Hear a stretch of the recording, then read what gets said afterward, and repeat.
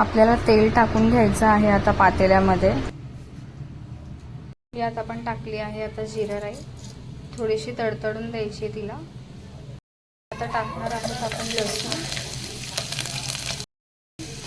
कढीपत्ता टाकायचा आपल्याला, व्यवस्थित चांगलं तडतडून द्यायचं त्याला। आता आपण टाकणार आहोत टोमॅटो, हळद टाकायची चिमूटभर। मी याच्यामध्ये ॲड करते आमचा घाटी मसाला। भाजल्यानंतर आता आपण टाकणार आहोत शेवग्याच्या शेंगा। शेंगा बघताय तुम्ही आता व्यवस्थित आपण परतून घेतल्यात। आता याच्यामध्ये टाकणार आहोत आपण डाळ, ॲड करणार आहोत कोथिंबीर। व्यवस्थित मिश्रण हलवून घ्यायचं आहे।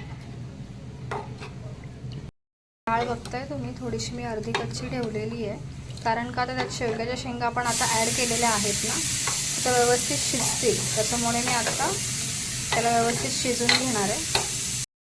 चवीपुरतं मीठ टाकायचं आहे आपल्याला त्याच्यामध्ये।